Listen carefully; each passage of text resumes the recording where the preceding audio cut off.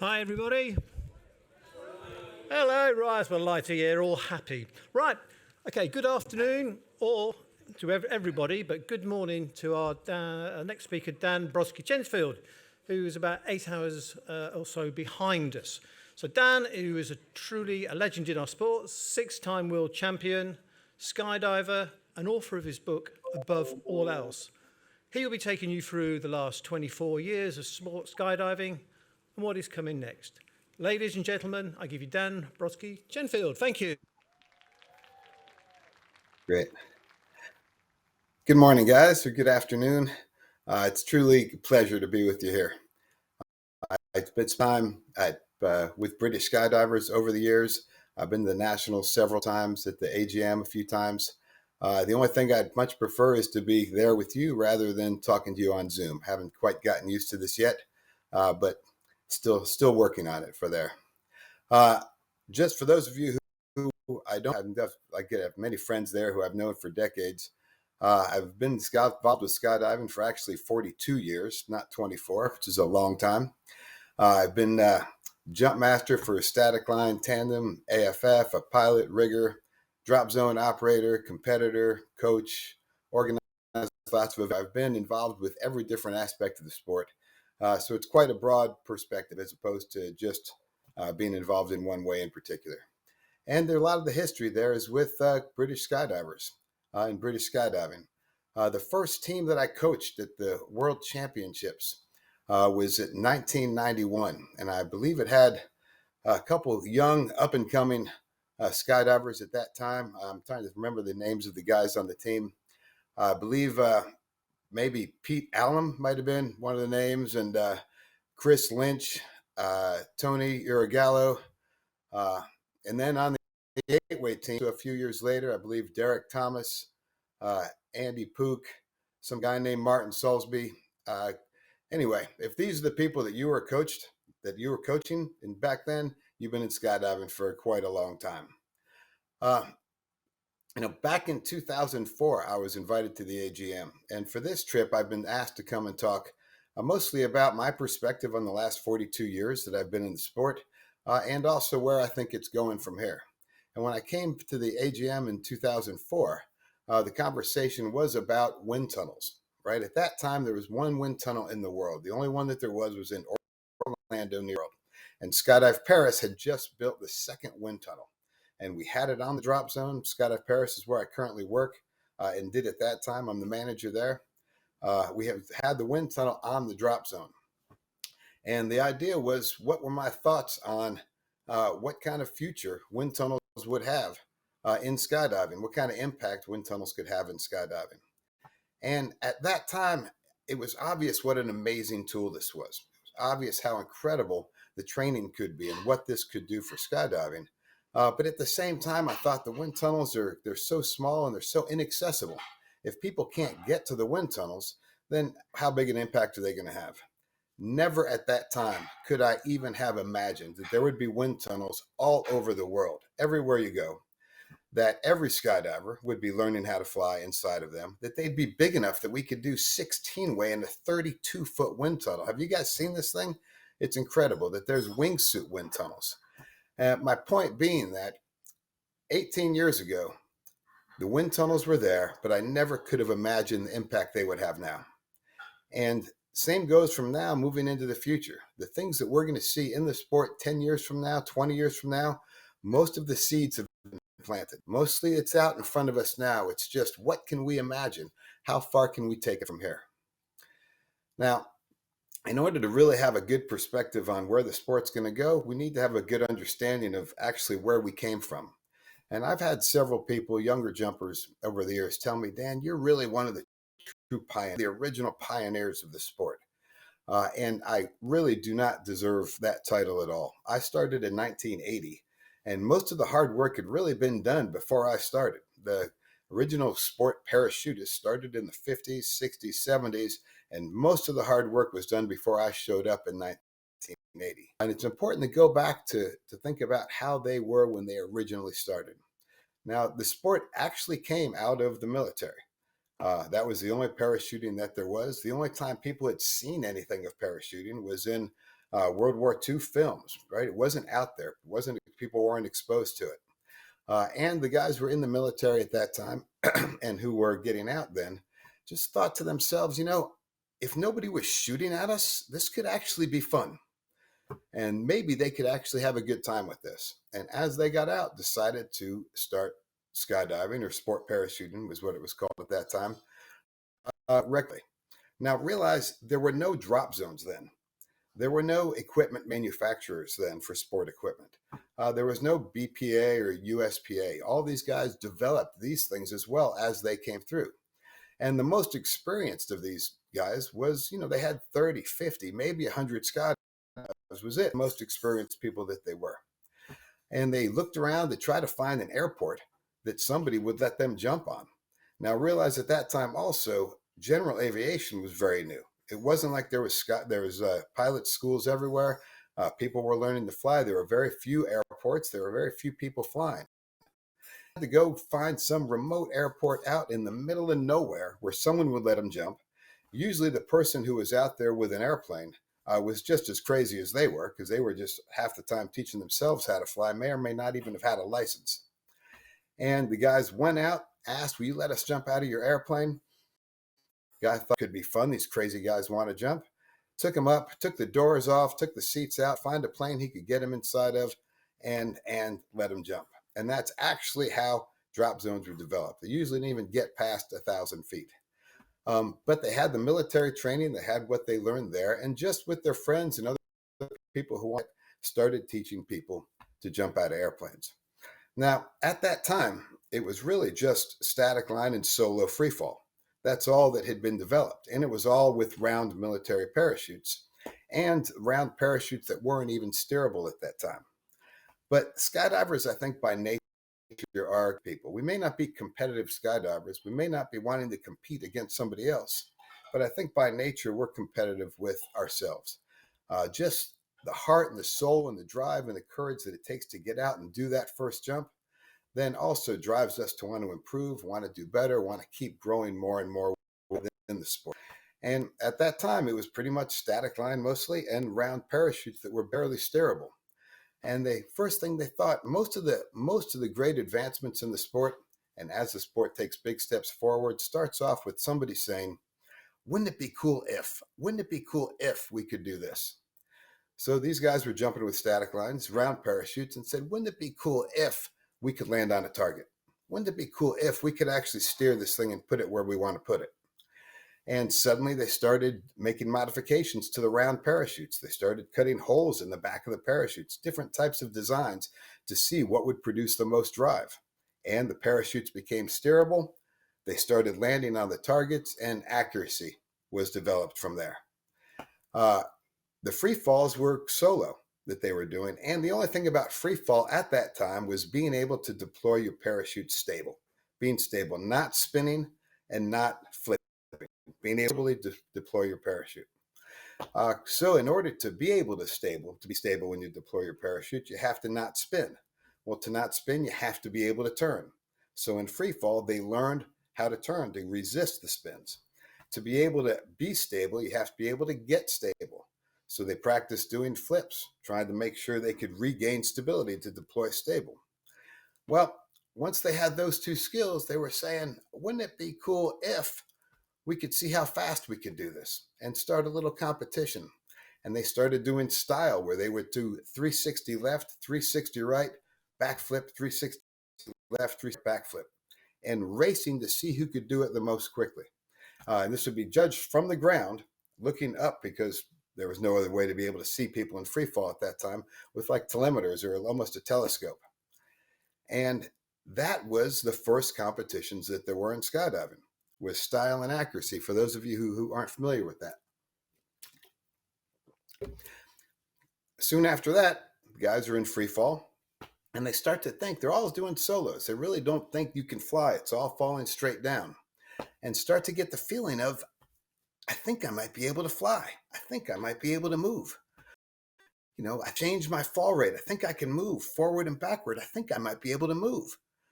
And got another guy and said, let's see if we can connect in free fall. Let's see if we can do that. And the guys didn't even believe it was possible at the time.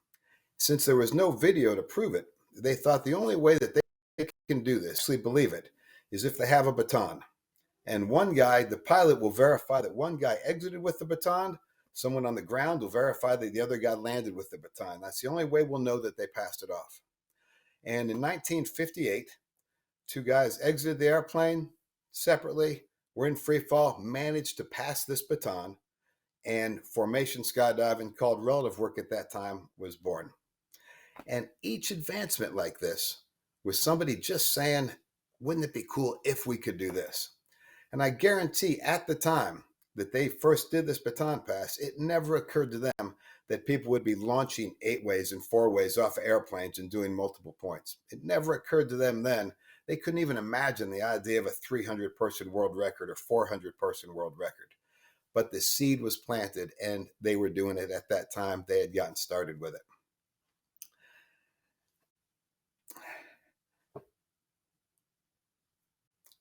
From there, these guys started to build skydiving centers and build sport clubs.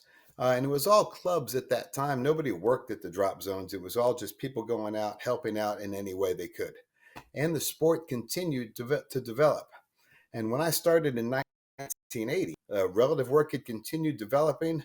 The training was still under rounds. It was still completely under rounds. It was still round static line and static line progression. There was no AFF. There was no tandems. There was no AADs. There was no audible altimeters. And it was a really cool time to start in the sport because the sport had advanced so you could see where it was going, but the training was still back where it began from. And you could really see this transition because it wasn't long after that AFF and tandem and these other things started to develop from there. As squares came out, that was a huge thing that changed skydiving forever. Prior to this, and in those 50s and 60s, skydiving was pretty much only young, rugged, strong people, again, first out of the military, who could withstand the beating. You landed the bricks in the round parachutes. You had to carry big, heavy equipment. You usually had to walk back in from a long distance out. So you had to be pretty rugged, pretty solid person in order to withstand it and to be able to keep jumping. Now, with square parachutes coming out, now suddenly people could land. They could land soft, not hit like a ton of bricks. They could land close to where they were going to pack instead of having to walk back from a long distance. The parachutes themselves became lighter weight in the process of this. So now the square parachutes really opened up skydiving to a whole lot more people, many more people than ever would have considered it before. And they also then opened it up to new sports, right? As soon as there were square parachutes, and even though these were slow, these were docile in comparison to what we have now, but as soon as there were square parachutes, there were people flying their parachutes along and thinking, wouldn't it be cool if we could dock? Wouldn't it be cool if we could touch each other under canopy? And then the first two people did it. They hooked up under canopy. And as soon as one does it, everybody else wants to do it. And then CRW was born from there. But never at that time did those people even imagine that you'd be seeing a 100-way CRW formation. That was beyond something that was even imaginable, even though the discipline had already been started like this. And at that time, most people were not being introduced to skydiving the way they are now. Most skydivers, I think, when we were kids, we all dreamt about flying. We would watch the birds, we'd watch cartoons, we'd see Superman, and we'd think how cool it would be to be able to fly like a bird, not fly an airplane, but to fly ourselves. And at some point, we saw skydiving. And now, for the people now, it's out there a lot more. But for people who were learning back in the 60s, the first introduction was something more like this. And play clip A, please.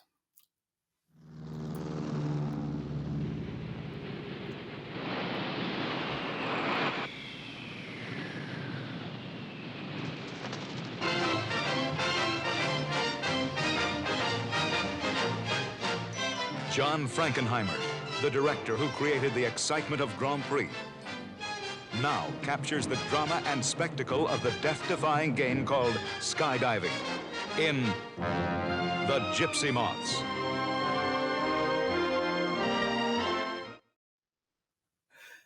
That was the kind of video, and pretty much the only video, which inspired so many of us like myself, and I know so many people who were there. That's the first thing we saw, and that's what introduced us to skydiving. The thing that gets you to go out to the drop zone, that gets you to go check it out and take that step further, seeing that it is possible to fly. That's the closest we had ever seen mankind come to actually flying through the air. And it was videos like that, which is now you see it on YouTube. Now there's a million different sources. But back then, that was pretty much all we saw, which was enough to draw us in and get involved in the sport as we were. So when I first started jumping, I was at a tiny little club.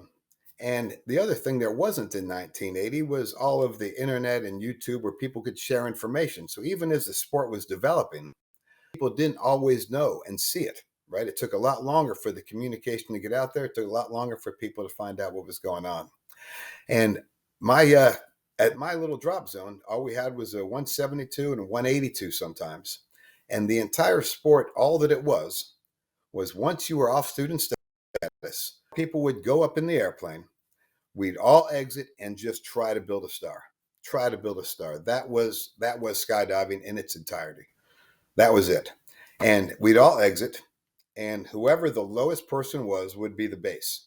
That was the base person. And everybody would try to get down to the base. Inevitably, people would go right past the base person. And as they went past them, and they were the lowest, then they would become the base. And I know the guys that are in there who've been skydiving as long as I have know exactly what I'm talking about. So it would just be a new base person as everybody would continue to get by each other. And once in a while, we'd hook up. And if we managed to get all four people together, we would just hold on and scream and yell in excitement that we did it until it was time to break off, which was usually about 3,000 feet. And that was skydiving. That was everything. I didn't know that there was anything else. That was it, and it was fabulous. That's all we had to do. That's all there was. And if it didn't do anything but that, I would have still gone out and done as many jumps as I could. And then one day I'm sitting there, and there's four guys who were just driving by who came to visit. These guys all had gear of their own, which I had never seen before either. We just all used the club gear, which came in every different. And these guys were taking a four-way. They were lined up on the Cessna, and they were going to exit with a four-way intact, a whole four-way group. And I couldn't even imagine what they were doing. I didn't know it was possible to do that. And then they were going to exit with this formation, and then they were going to let go of the grips and do some more formations. And I said to them, guys, is that even possible? Can you do that? And they said, yeah, this is called four-way skydiving, four-way. And I said, you're going to let go after you exit? You're going to let go of each other? They said, yeah. And I was like, man, what I knew about skydiving, if we got a hold of each other, we're never letting go. I couldn't even imagine that people would actually let go of a formation you have except to go and break off. And at that time, that's how skydiving was introduced, because we didn't have the same number of videos, the same things going on. And as the sport continued to grow and continued to develop, a lot of times the advancements would happen first with the equipment, and then it would drag along the skills, or otherwise it could be the skills would advance and then pull the equipment along with it. But each time, again, it started from people just thinking, wouldn't it be cool if we could do that? And parachutes had a whole lot to do with it. As I was mentioning, when the squares came out, now people who never would have jumped before because of rounds could jump. It opened the door for them because they didn't want to land that hard. They couldn't carry that equipment. Tandems opened the sport up to all sorts of people who would never have done it before. Tunnels have done the same thing now, where people can actually learn to skydive, learn so much about the sport before they ever actually have to jump out of an airplane. And what this has done is just open the sport up to so many more people, which makes it a stronger and better community for all of us, and also helps to expand it and to let the general public know what's going on. as I was learning to skydive and come up in the 80s also, we didn't have, at that time, there wasn't a discipline for wingsuiting. There wasn't a discipline for there wasn't any free flying. We were tracking, but there wasn't a tracking discipline. There wasn't any canopy piloting at that time. But all of those things had started. All of those things had begun. There were times, obviously, we would track away on every jump. We just never made a jump out of tracking. Times on break off where we would all just, rather than break off, we'd go into stand-ups and all just do stand-ups and try to stay close to each other. Or we'd flip over head down and try to stay close to each other for a few seconds before tracking away.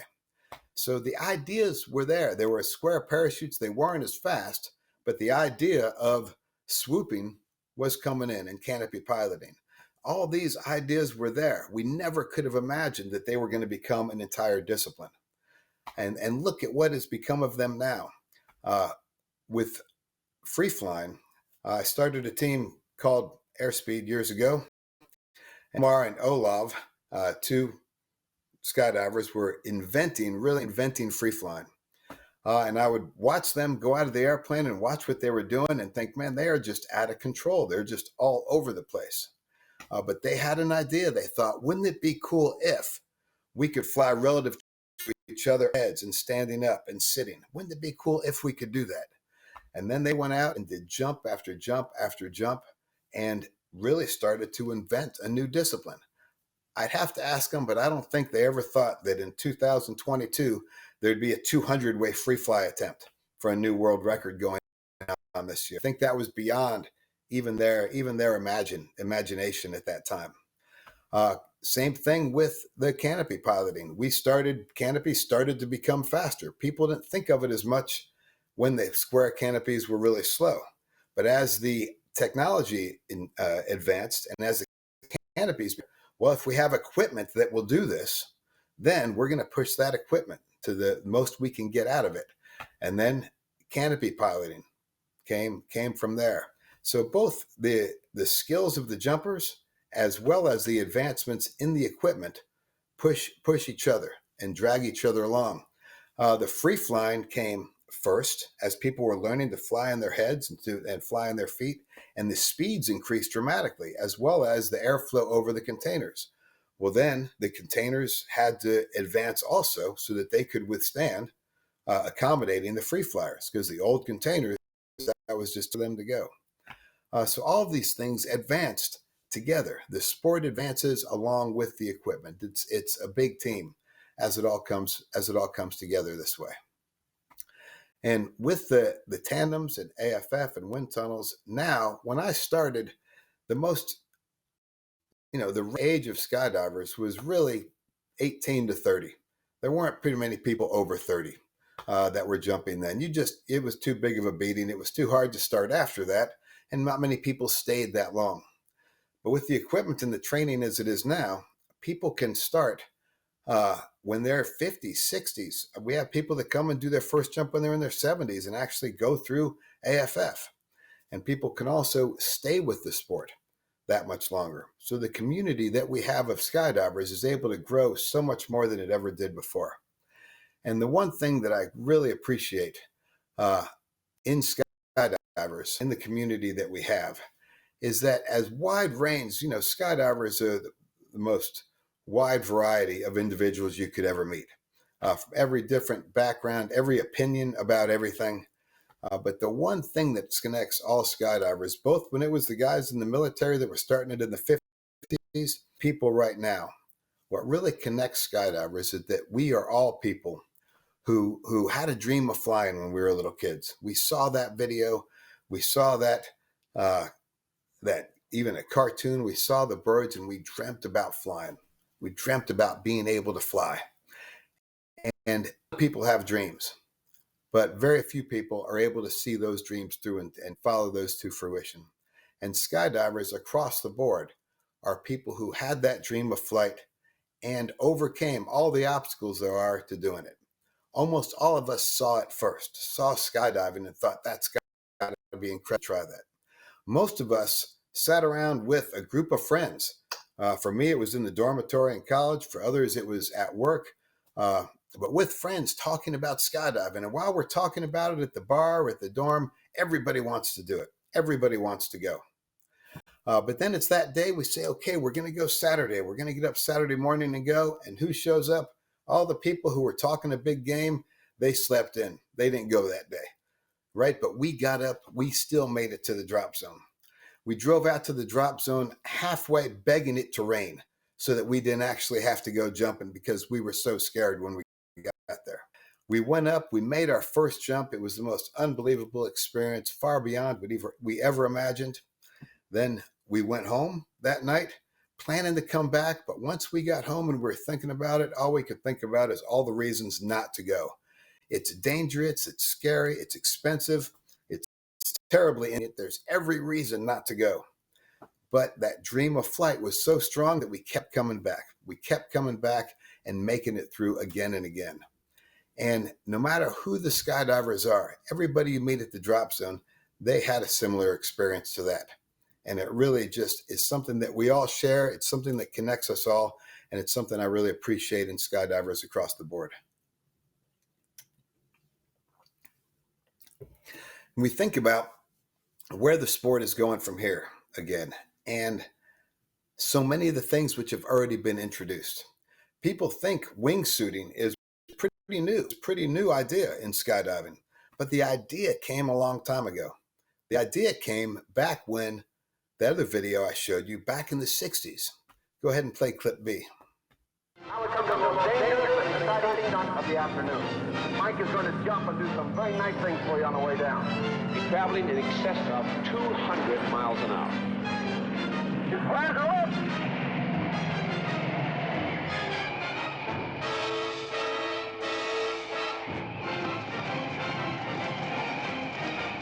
The Gypsy Moths.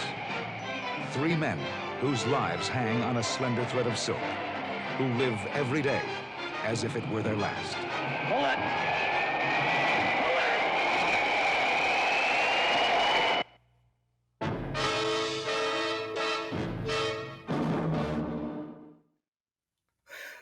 If you've never had a chance to watch that, it's just hilarious to see. There was wingsuiting right there. They thought of it in the 60s when it was just, that was the perception people had of skydiving at that time. But now look at what's happening with wingsuiting. Look how it's taken off like it has now. It is a true big discipline. More and more people are doing it all the time. And to think of where it can go from here.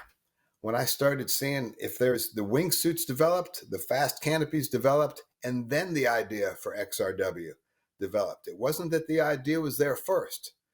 The technology advanced to the point that there was a different way to fly. There was another way to do it. And then the ideas came from there. And seeing the different type of XRW that's going on now is just incredible for me to see, incredible to watch. And I think as we continue to advance in the sport and as the sport continues to grow, we're going to see many things happening. One is people advance to a high level much more quickly now than they used to, and it's just continuing from there. With everybody in wind tunnels now, people I see who have 100 jumps now, it's like people who had 500 jumps before. So because people can learn so much more quickly, and because the information can get out more quickly, the chances from that video to the wingsuits now, that's been 40 years. It's not going to take that long for things to advance anymore moving into the future because of the technology, because of the communication, and the easy advancement and sharing of knowledge between everyone. You think about where it's going, where the sport is going from here. Everything that we see now, we will see more of.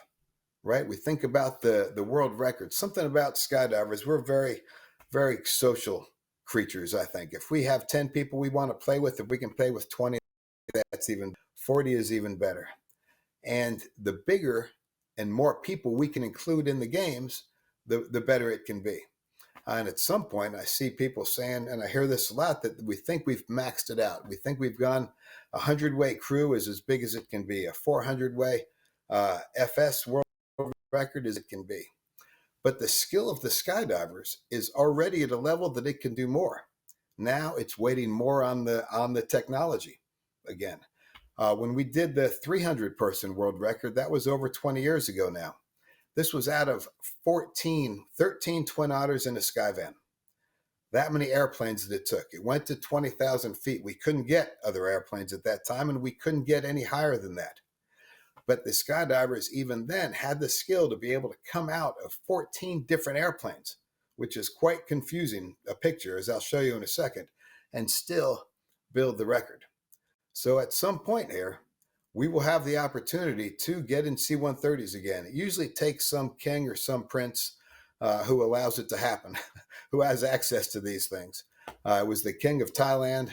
The prince of Dubai was interested in doing it, but who can provide the aircraft. But the skydivers are ready.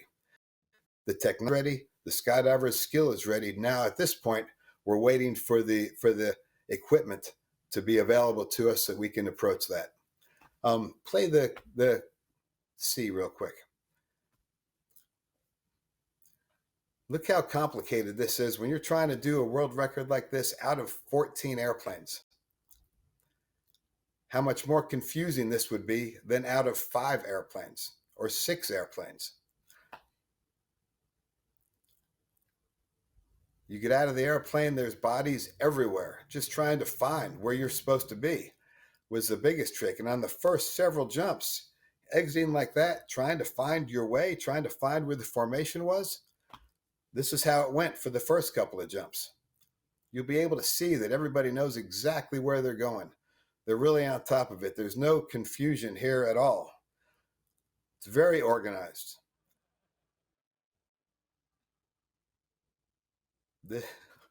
This is what it looks like trying to find each other in the right place, in the right spot, out of 14 airplanes. But the jumpers had the skill. They just needed the experience.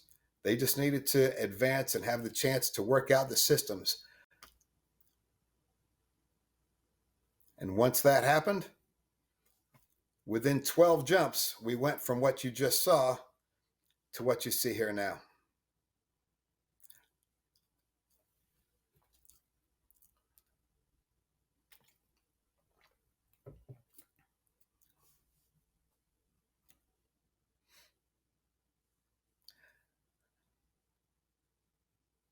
So there's the skydiver's ability, our own systems of how we go about it and our engineering of these things, and the equipment that allows us the full potential and capability of maximizing the potential of our skills.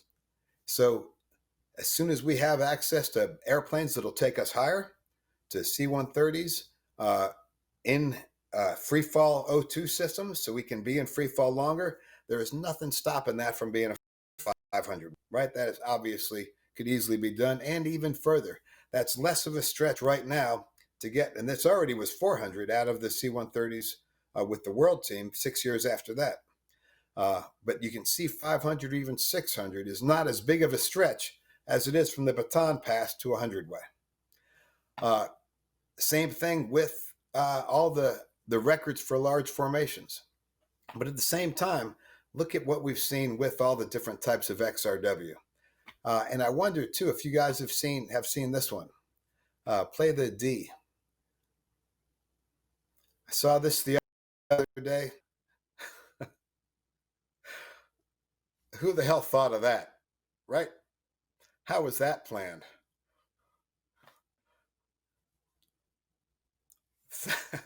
I hope you guys saw that on social media too. That just came out a few weeks ago. And I was watching that thinking, somebody said, wouldn't it be cool if I could dock on a downplane? And out they went and they tried it. It's the craziest thing I've ever seen. But trust me, right now, you're going to be seeing a whole lot more of that over the next few years too. Who doesn't want to go dock on a downplane now? Right? This is how the sport develops. This is the progression that we've had. So what else is out there? In 1960, Joe Kittinger jumped from 108,000 feet. 108,000 feet. He had about 30 jumps at the time. It took 50 years before Felix broke that record with Red Bull, and only a few more years after that before Alan Eustace broke that record. That's how quickly those records are being broken now. Now we're seeing people travel to space I mean, regularly, right? This is happening. This is a normal thing. We will be skydiving from space here before long. It's already happened. The technology is there. Now we have access to that altitude. This is how it progresses. And I'm seriously hoping it's not before I'm too old, because who wouldn't want to do that, right? I don't want to be the first 100. I want to see 100 people do it first, but then I'm going, because that looks like the most amazing thing in the world. This is how the sport advances. Somebody says, wouldn't it be cool if? Then the technology, the skills all advance to a point that it can take off from there. So the things that we're going to see 20 years from now, 10 years from now, the seeds have already been planted. The seeds are out there. You're seeing the beginnings of it now. But it's hard for us to imagine what's actually going to be possible. And that's what we've seen over the last many years.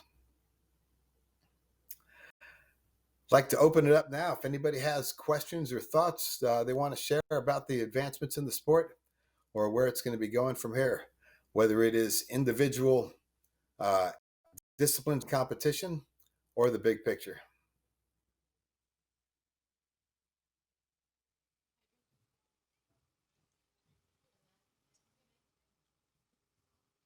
No?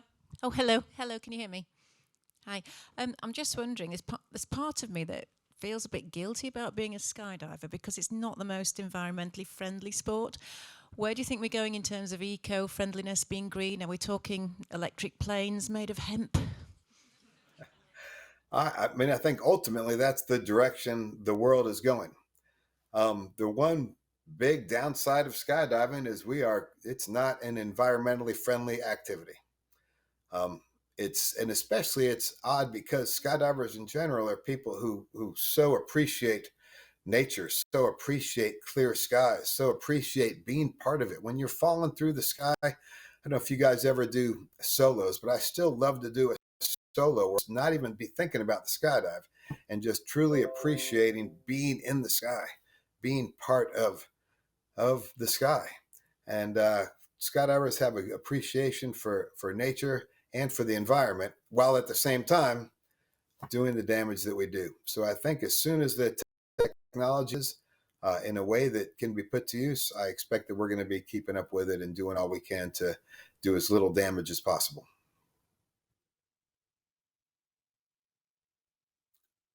Okay, we've got a question over here, guys. Hi Dan, it's Fiona. I was just wondering if you personally have any ambitions left within the sport that you haven't achieved yet.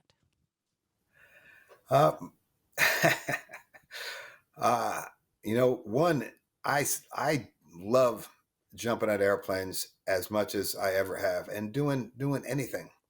I don't particularly want to win the world championships anymore. Thank goodness I don't want to, because I don't know if I could. But I love every jump I do out of an airplane. I love just hitting the air, being in the sky. I love the community more than anything. I love the family that is sky. And my biggest ambition, I think, in the sport right now is trying to increase and improve the awareness of safety and what it takes for skydivers to maintain and be safe and on top of things. One of the disappointments in the advancements in technology have really made skydivers more complacent. I think skydiving has become safer in many ways, but skydivers have become more dangerous, just in that we're so reliant on our equipment. When I first started jumping, the equipment was terrible. It didn't always work. Putting away was a complicated procedure, much more than just pulling a handle. There weren't AEDs, there weren't altimeters. We stayed scared longer. And because of that, we were much more on top of it. And I think right now, people become too comfortable too quickly. Their skills, because of wind tunnels and AFF, increase very quickly. So they've got 100 jumps and already feel really comfortable in the air and really comfortable with their equipment. And I think it leads to them becoming too comfortable, too complacent, not expecting, not staying on top of things and expecting things to go wrong. And if I have any personal goal on my own, It's to help increase people's awareness of the actual risks involved so that they can avoid them and stay safer. Okay, we got any more questions, guys? Oh, we have one over there. Thank you. Do you view wraps or like static line as still like a good way into skydiving, as more of a financially accessible option, or do you think it's becoming more of an outdated technology in comparison to AFF at this point? I think there's advantages and disadvantages to both. One of the downsides of skydiving is that it has become so expensive. Again, when I first learned, it was much cheaper, and I didn't realize it's 42 years ago, but the first jump course was $30. My first two rigs, I bought my first rig, I think, for $500, my second rig for $150. And these were square rigs. And I think that it's so expensive, really, as much as I was saying, the sport is opened up to so many more people. The ones it's less opened up to are people who can't come up with the money to do it. And I think that static line training has proven to be, it's worked for a long, long time, and it still works. And I think not necessarily the old static line system where we did the 5 static lines, 3 clearing poles, 3 5-second delays, 3 10-second delays. I don't think it has to be that advanced. It has to advance like that necessarily. I think there's like an accelerated static line program that first allows people to experience skydiving on a static line, something that's more accessible, less expensive, and then give them the chance, if they want to continue, to be able to continue in the sport, but have that introduction for a less expensive way. But then you could also, rather than doing the old progression system, you could also have the static line develop into, once you knew you wanted to do that, then it could be a single jump master AFF, or it could be some type of tunnel that's involved. There's a modification that I think gives us safe, good, solid skydiving training, which also includes static line. So I don't think it should be cut out completely, not at all.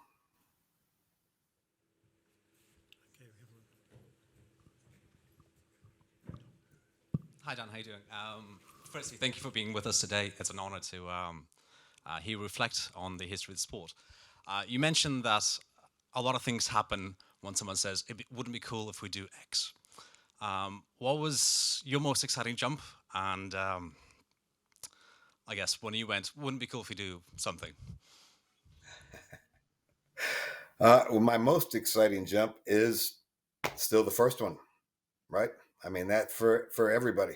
I've got over 30,000 jumps now, and there still is nothing that compares with the first one. So as far as just pure, it goes. And another jump that I remember completely was my first chance to actually do relative work, first chance to do formation skydiving, where we were exiting, as I was talking about, out of the Cessna, and just seeing where everybody went. I had never jumped with anybody before. So I just got my A license. It was all solos up until then. And everybody exited. I jumped out. I got stable, and I was, a few hundred feet above the person who was the lowest person was the base.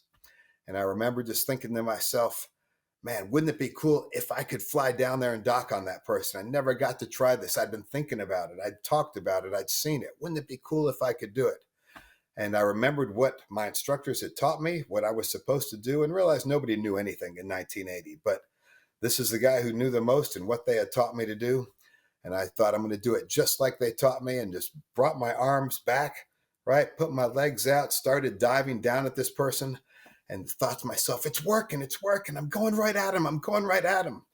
And then I remembered, okay, don't forget to flare. And I'm diving down to him. And right before I got there, I sat up and flared like they told me. And I docked with so much momentum on this guy that I just grabbed on, knocked him almost out of the sky, but ended up with a 2-way. And I thought that was the most incredible thing ever. And that was really the moment that I first felt like I was flying. Right before then, you were falling. Before then, it was great. But that was the moment right then I knew I'm in. This is the coolest sport I've ever seen. ever been a part of in my life, ever experienced, I am 100% in that particular jump.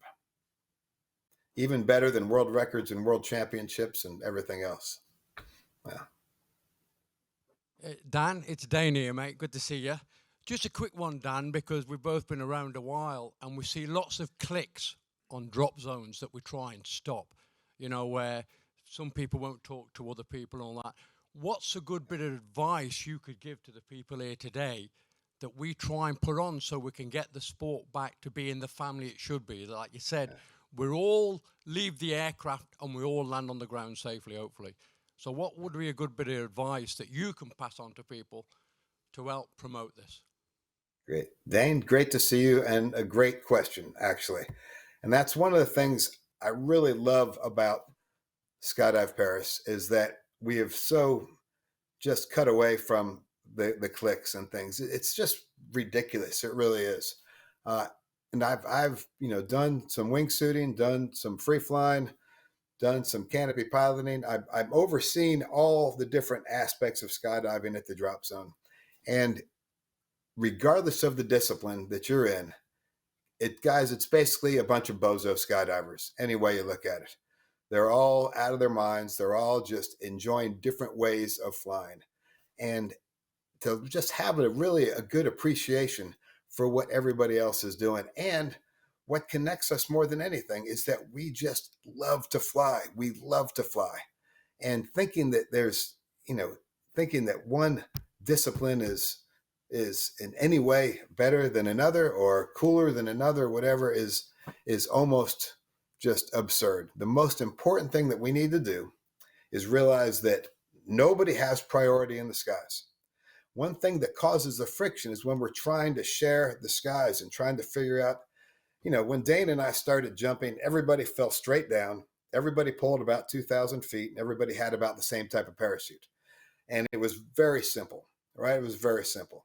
Now, people either are in free fall for a minute or 30 seconds or 2 minutes.